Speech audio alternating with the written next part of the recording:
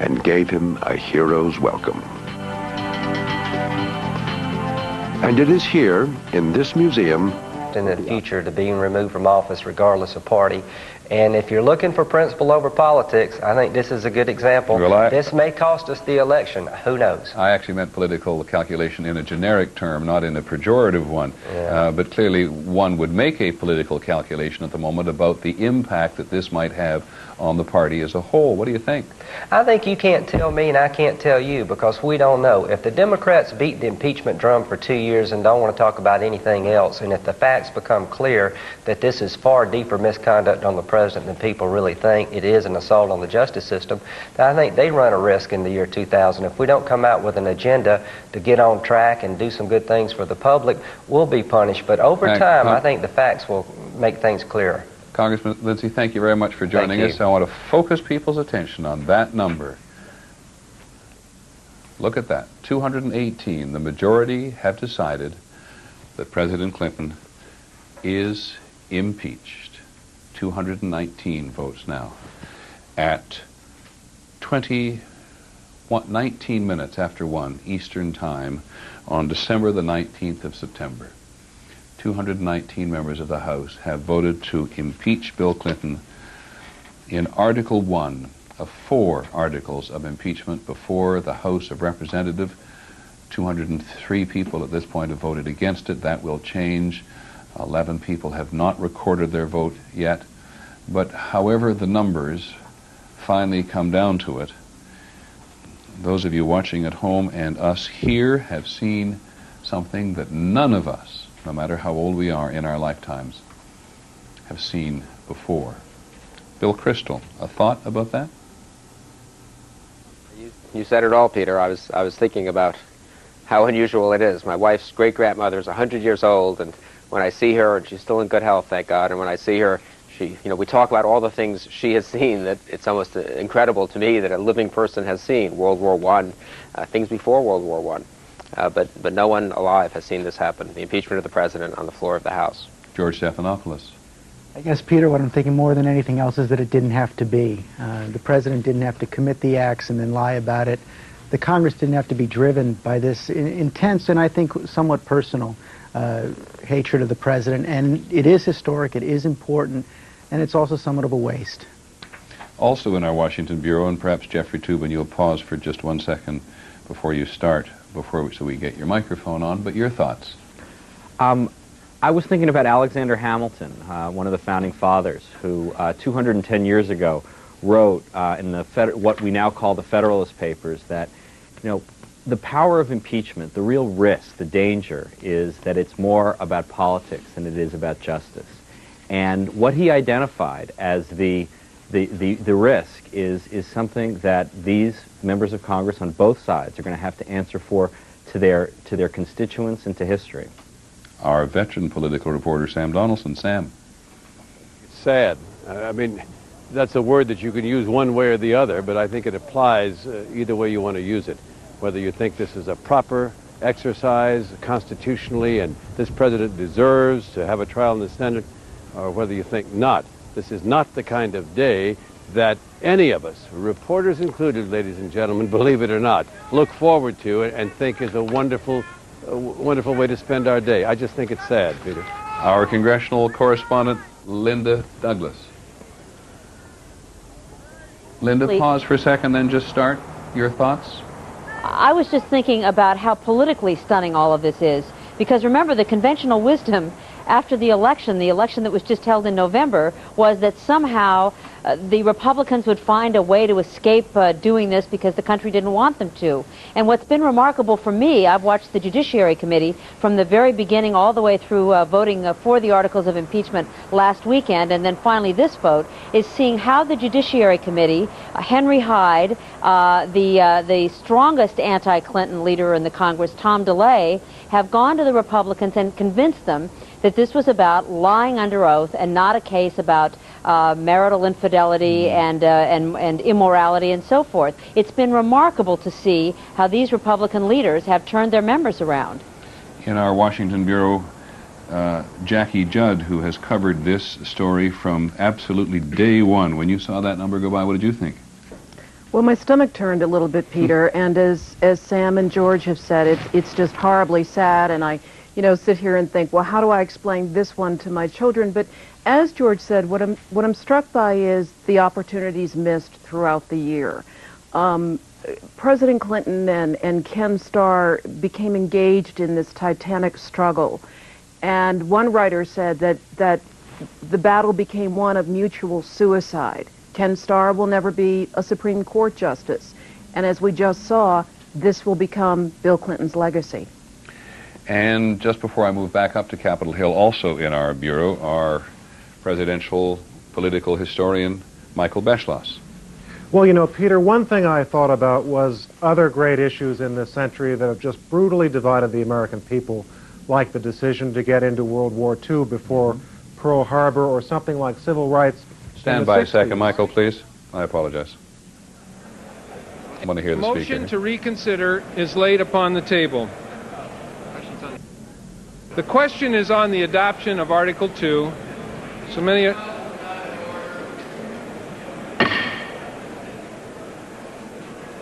The House will be in order. The question is on adoption of Article 2. Those in favor will say aye. Those opposed will say no. The ayes have it. Mr. Speaker, on that I demand the yeas and nays. All in favor, the yeas and nays will rise. A sufficient number having arisen, the yeas and nays are ordered. This will be a 15-minute vote by electronic device on Article 2. Just a second, but on Article 1, if I read it correctly, 5 votes switched on either side. 5 Democrats voted in favor of impeachment and 5 Republicans voted against it. So 10 members of the House of Representatives, 10 only, one could say, did not side with their party. Michael Beschloss, I cut you off. You were saying about other great events in the century. No, you cut me off for a very good reason, Peter. It was important to hear that. But you think about something like the debate over getting into World War II or civil rights. These were things that brutally divided us, but time passes and the American people reach a consensus. We now know it was very important for us to get into World War II and save the world, and also, for instance, to pass the Civil Rights Act of 1964. And you were talking at the beginning of our broadcast today, Peter, about the children who are watching, and I just wonder what they're going to be reading about this 40 or 50 years from now. They may either read that this day was a big partisan witch hunt, or that this was a case in which a president deserved impeachment and was brought to account. We cannot now know what they'll read. Cokie Roberts, I haven't heard your reaction yet. Well, mine comes right out of what Michael was just saying, because since you've outed me as a child of the House of Representatives, my parents' combined service was about a half a century.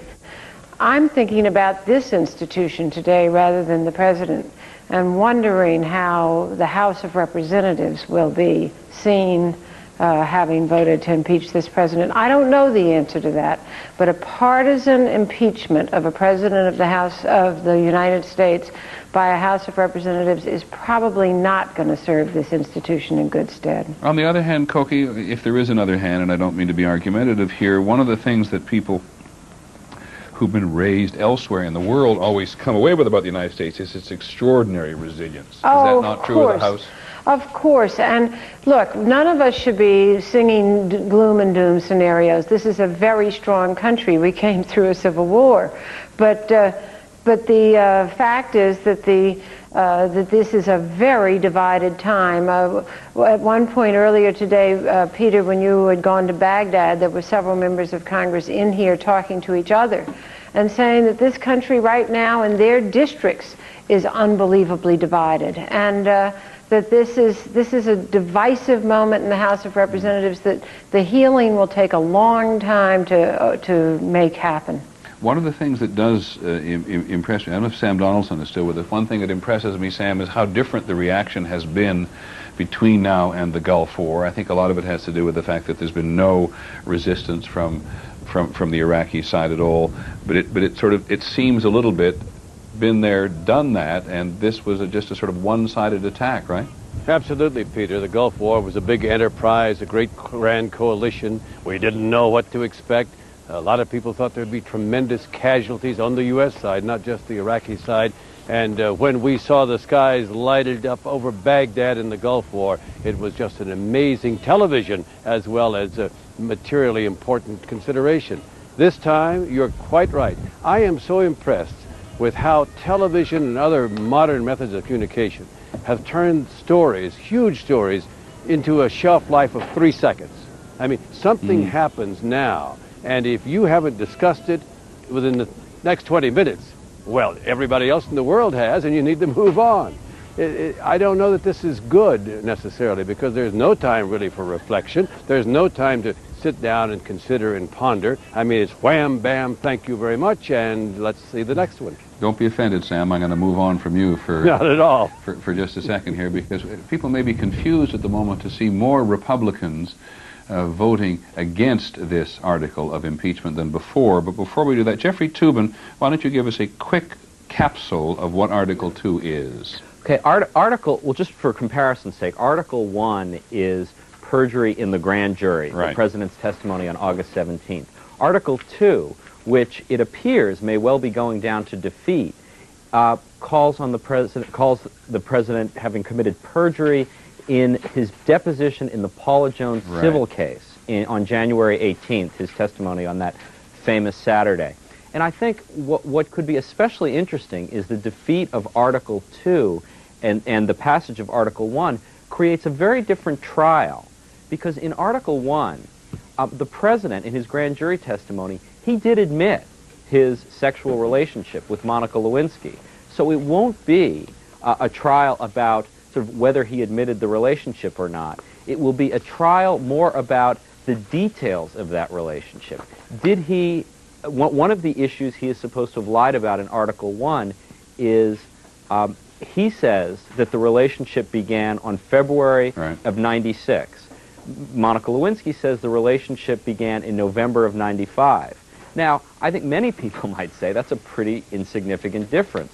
But if Article 2 goes down to defeat, the trial could very much turn on these much smaller issues. Okay, let's go up to the Hill. Linda Douglas, are you there? Yes, I am. Are you able to see a vote count at the moment? I am. It looks like we have 192 no votes. Right. So now, this is interesting. Explain to us, if you can, why more Republicans are voting against Article 2 than were in favor of Article 1.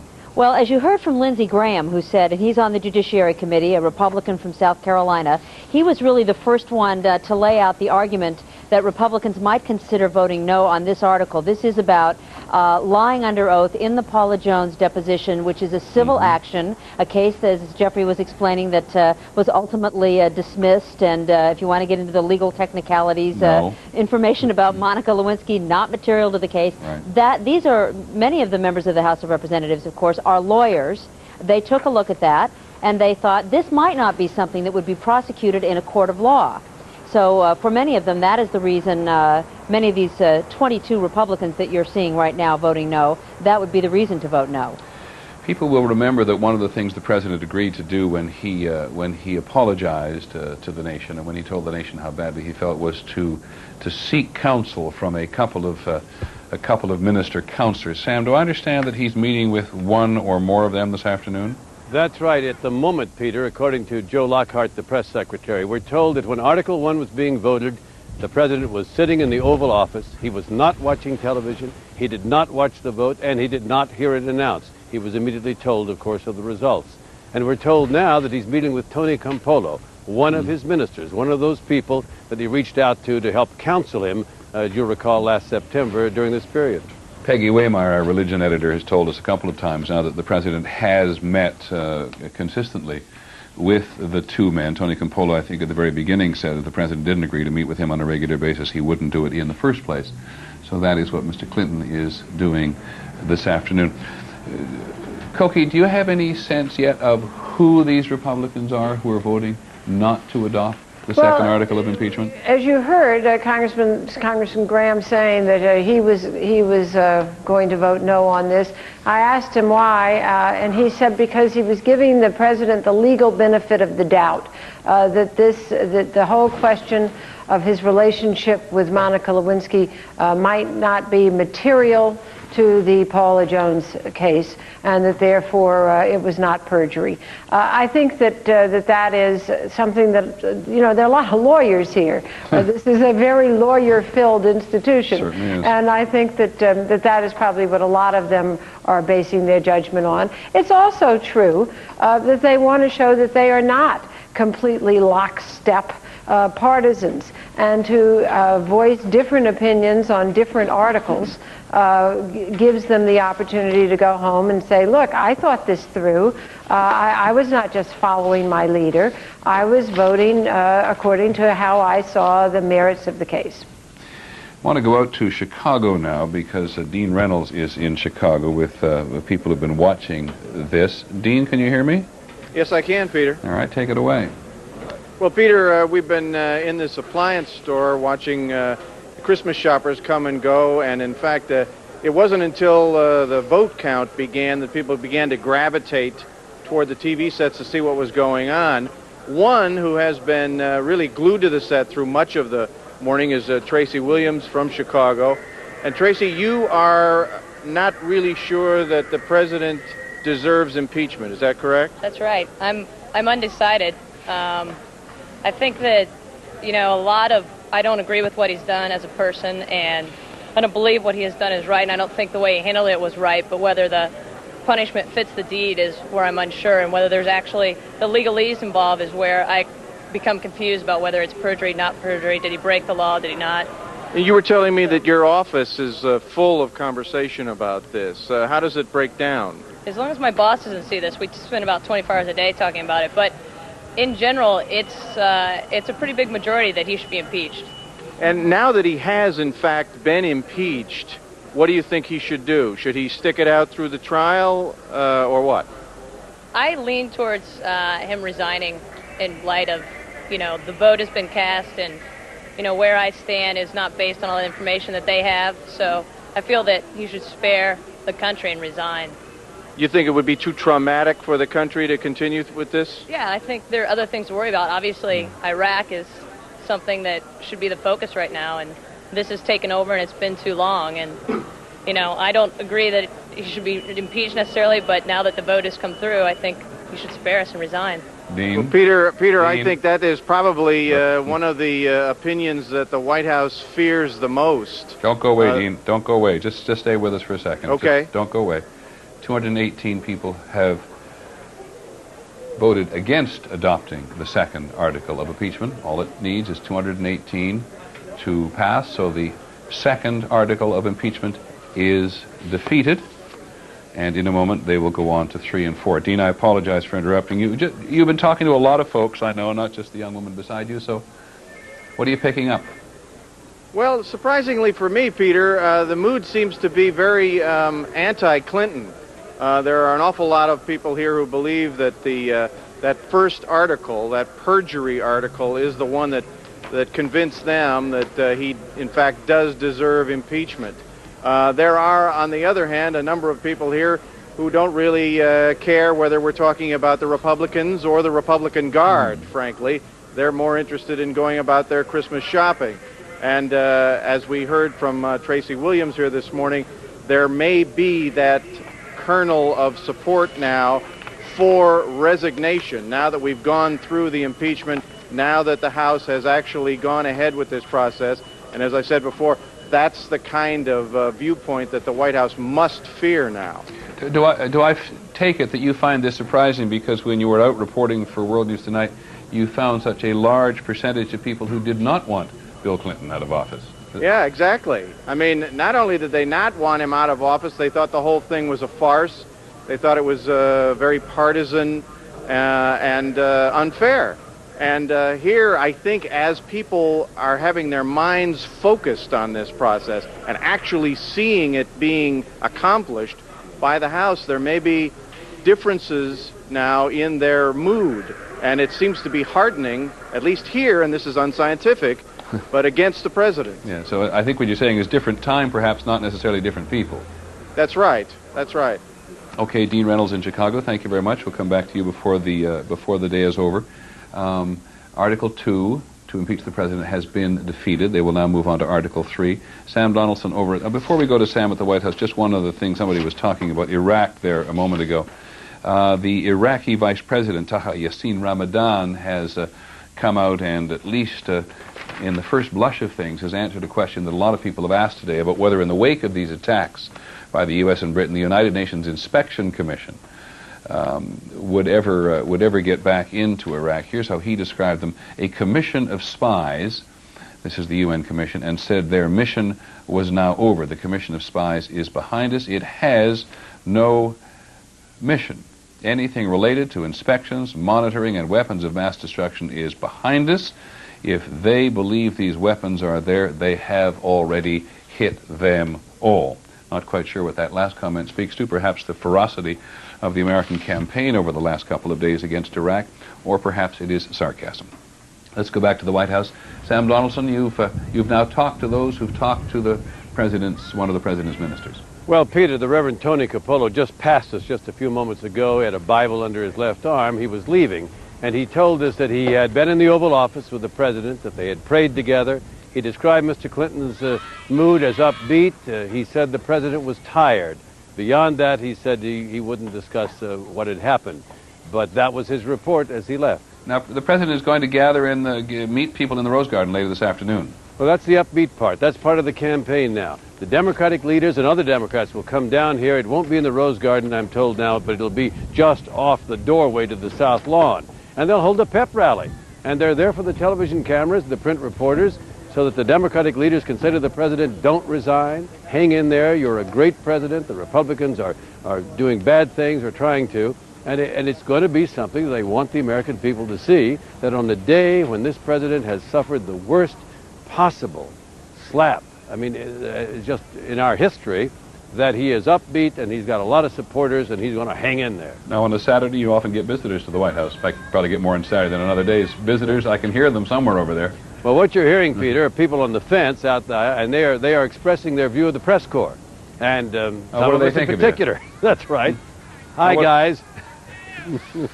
That's what you're hearing. All right, Sam, did anybody the American public at work? Sam, the president has two ministers. Do we know what happened to the second one today?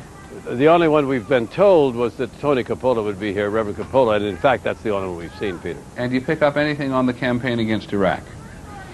No, except, as I think we've already reported, it continues at this time. The president's principal advisors will be here sometime today. Whether the president joins them, we don't know. Lockhart, the press secretary, said he wasn't certain. And they will, of course, bring the latest bomb damage assessment, and they'll make an assessment as to whether they can now stop or go forward.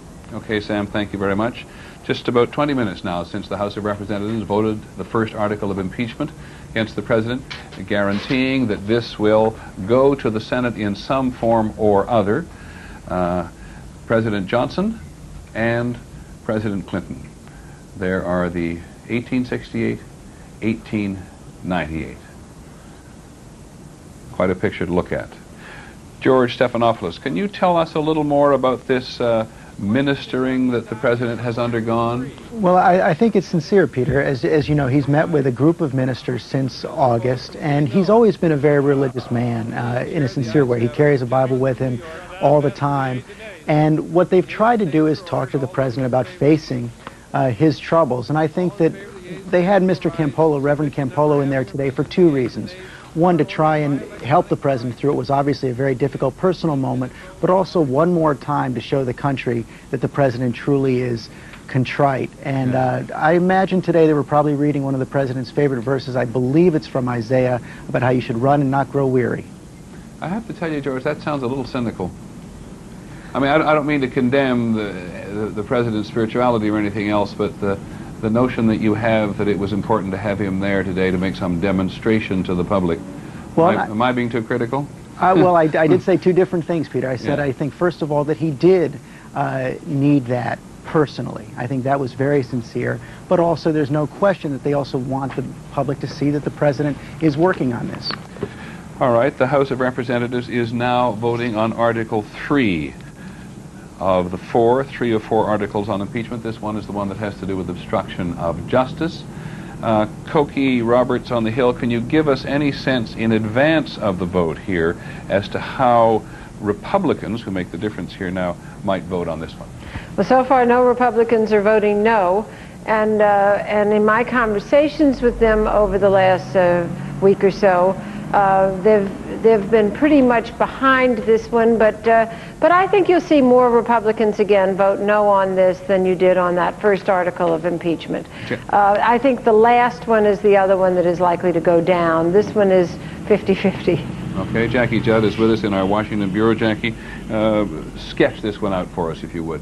Right, Peter. This is really, in my view, the weightiest article of impeachment because it does contain the charges of obstruction of justice, and also it's important for Republicans for this one to pass because they don't want to take this to the Senate and have only a case of perjury against the president.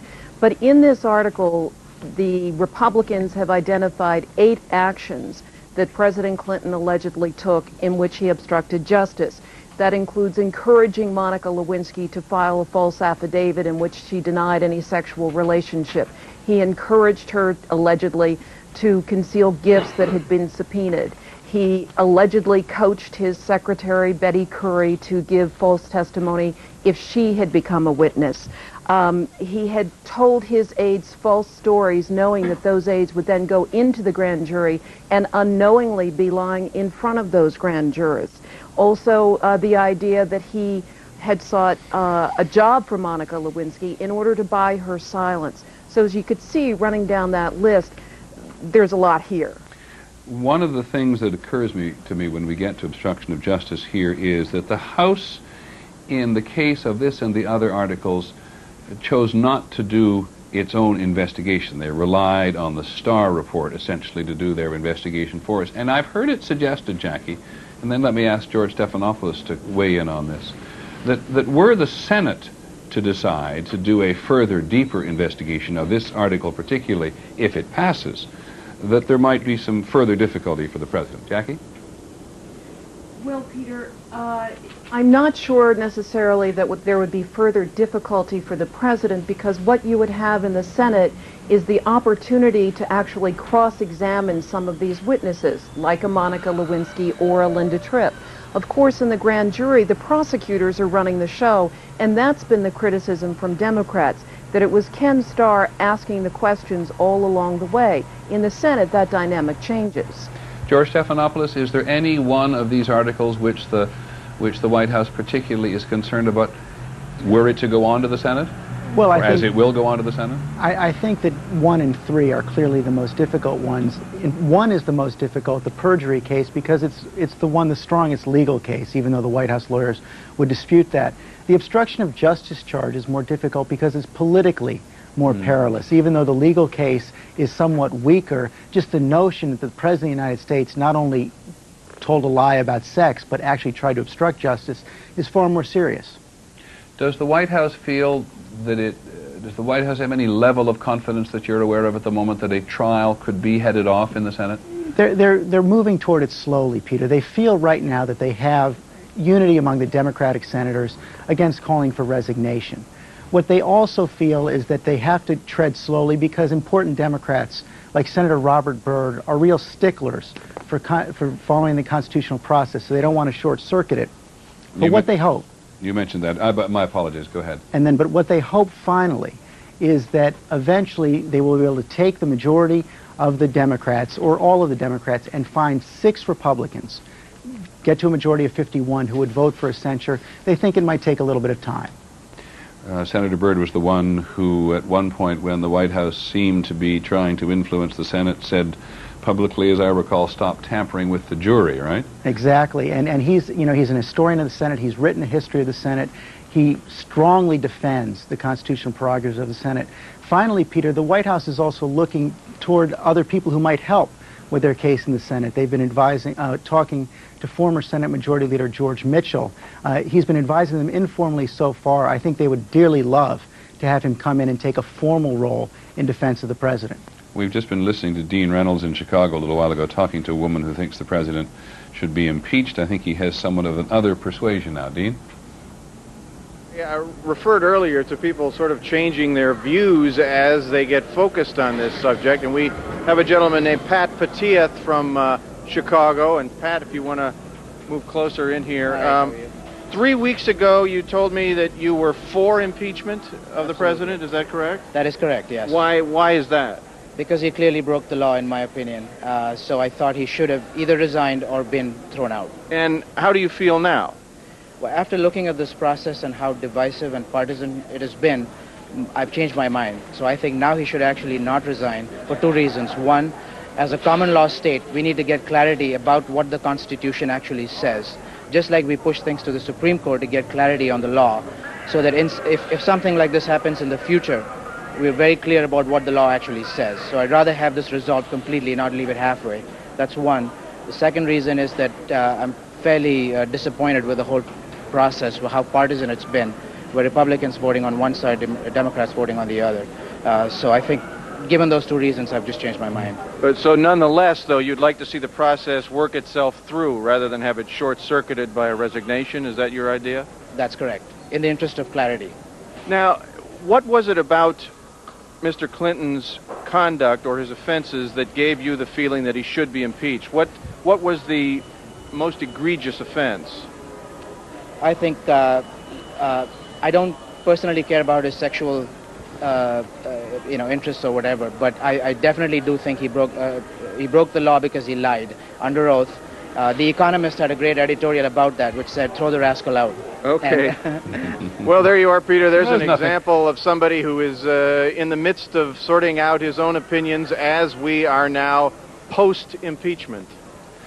Interesting to hear him quoting The Economist, one of the world's best written, the most comprehensive, very widely influential news magazines, written by a very powerful collection of both British and American journalists. Dean, I'm a little curious. They always say Chicago is a sort of small, friendly town, but to run into the same guy twice in 3 weeks is quite interesting. Run into the same guy twice in 3 weeks? I'm sorry, I didn't quite hear that. Didn't you just say you talked to that man 3 weeks ago? No. It was 3 weeks ago that he decided that the president should be impeached. Oh. And today, after seeing the culmination of this process, he believes it's been too partisan. My apologies. Thanks very much okay. indeed, Dean Reynolds in Chicago. We're now voting in the House of Representatives on Article 3, the obstruction of justice, which, as Jackie Judd laid out for us, has several components to it. There's the formality of having of it there. It also has to, it has to do with that he submitted a false written statement to the court, encouraged Monica Lewinsky, rather, to submit a false written statement to the court. Jeffrey Toobin, you wanted in on this? Well, I just wanted to point out that this is one charge, unlike the perjury case, where there really is evidence already existing in the Starr report that is favorable to the president. I mean, Monica Lewinsky said she never felt pressured to lie. Her job search was underway before she was a witness in the Paula Jones case. So this is a case where the president really does have a legal and factual defense. The other point about this is that it is a much more complicated and longer trial because this article passes, as it appears it will be, that any hope of keeping this Senate trial to a week or 2 weeks seems virtually impossible if they have to decide whether Bill Clinton influenced Monica Lewinsky's testimony, influenced Betty Curry's testimony. It's just a lot more complex a matter now. You actually said that yesterday, and one reaction I heard was that we're prejudging the Senate because the Senate can virtually do whatever it wants. Decides want this over in 24 hours, they can have it over in 24 hours. They can, and there's a lot of flexibility. But the Senate also, in addition to sort of abiding by its rules, which are very flexible, is going to have to appear fair as well, and I think they're going to take that very seriously. So there have to be at least some live witnesses. I mean, they can limit it more than a courtroom can, but it is inconceivable to me, and the sort of impeachment scholars and lawyers I've spoken to, that Monica Lewinsky, Betty Curry, Vernon Jordan, especially on count 3, will have to offer at least some verbal testimony. Let's just revisit Article 1 now so that people have a clear idea of who precisely did what. We said there were 5 Democrats voted in favor and 5 were against. Those Democrats who voted in favor of impeachment were Paul McHale of Pennsylvania, Ralph Hall of Texas, Charlie Stenholm of Texas, Gene Taylor of Mississippi, and Virgil Good of Virginia, though I didn't give you that in precisely the right order. On the Republican side, Connie Morella of Maryland voted against impeachment. Chris Shays of Connecticut, with whom the president met yesterday and spoke quite eloquently on the floor of the House today from Connecticut, he voted against impeachment. Amo Houghton of New York voted against impeachment. Peter King, also of New York, voted against impeachment. These are sometimes regarded as the sort of moderate, reasonably moderate Republicans who come from areas where Bill Clinton proved in the last election to be popular. And Mark Souder of Indiana, also voted against impeachment. Here's what it looks like on Article 3 at the moment. 215 in favor, 216, and 209 against. Koki, this one was expected to be much closer, was it not? Right, and as George Stephanopoulos pointed out, Peter, this is a politically difficult one because it does move beyond the question of lying about sex. But the other reason that it's politically difficult is this was the major charge against Richard Nixon. And this brings up all of the Nixonian echoes of obstructing justice, and that is something that the Democrats tried very hard to avoid. Just to remind people again what a surreal day this is. Baghdad in one corner of your television screens very often, impeachment in the other. We've just had at least one eyewitness tell us that Baghdad is under attack again, hit by at least one missile. We don't know whether it's downtown or again on the outskirts of town. But you recall that yesterday there was a very intense missile attack on the outskirts of town. We've said it before, there are many targets there having to do with Saddam Hussein's control of the security and military apparatus in the country. And as John McWethy, our Pentagon correspondent, who I think is with us at the moment. All right, let's go to Baghdad Live. Quiet at the moment, 8 hours ahead, 10 o'clock in the evening there. Article 3, as we said, surreal. Baghdad.